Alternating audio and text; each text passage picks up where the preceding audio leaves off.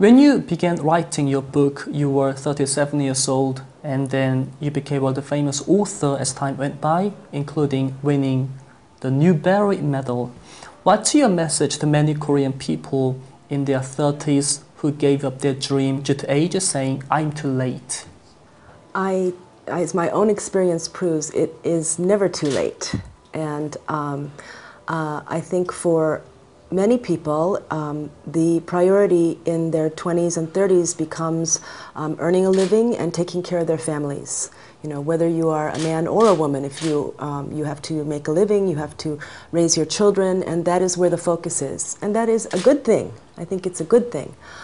So that is what I did, you know. And my children grew up and became a little bit more independent. And when my daughter was in US second grade, so about 8 years old, she didn't need so much care all the time, and she was in school. And I was working, I was teaching, but I never forgot my dream of wanting to write a book someday. So eventually, my husband helped me very much. Actually, what he said was, you keep talking about writing a book. And he said, talk, talk, talk. He said, stop talking. He said, just do it, right? So that really surprised me. I said, uh-oh, a lot of people talk about their dreams all the time, and they don't do it. So I don't want to be one of those people. Maybe I will never publish a book, but I want to finish writing one, right? So I stopped talking about it, and I started to do it. And of course, since then, a lot of it is just tremendous good fortune. You know I have been very, very lucky in many of the things that have happened to me. But the idea of finishing a first novel, you know, even if it didn't get published, this was a very proud thing for me to do. Now that I have been with the writing community for many years, there are wonderful stories. I know a story of a woman who was in her 80s, who kept writing and kept trying and kept, trying, and she finally had a book accepted for publication when she was 87 years old. So yeah, so never too late. In that, I also have the example of my parents. Both of them did the same. They focused on the family and making a living.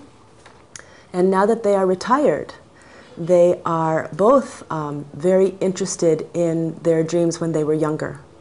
My father is a watercolorist, a painter, Asian watercolor. So he takes lessons and he spends many hours painting. You know, he's in his 70s and he didn't paint for many, many years, 50 years, maybe more, but he came back to it again. And he's now selling his paintings. And my mother studied music as a young girl. And then she always taught piano lessons, but she didn't do any of her own music. And now, in her 70s, she has gone back to school. She is a student at Duke University studying composition. So she is writing her own music now in her 70s. So I think that they are a wonderful example for me and for anyone. You emphasize on the importance of reading a lot, but most of Korean students who are reading many books but don't make the best of reading their books. So please tell us about how you read books. I mean, what do you do during the reading and after reading, some sort of reading management, etc.? When readers are young, children, I think that outside of school, their reading should be mostly for pleasure. Now, for pleasure, I don't necessarily mean brainless reading. But number one for young readers is they have to be entertained. If the book is not entertaining or interesting, they just close the book and go away. They don't finish it, right? So they need to have access to books that they are very interested in. Now, that could be just good stories, but it could also be about things that they love.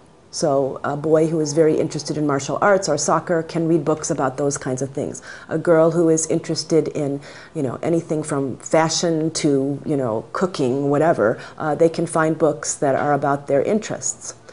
But when they are young, I do think it's a question of quantity over quality.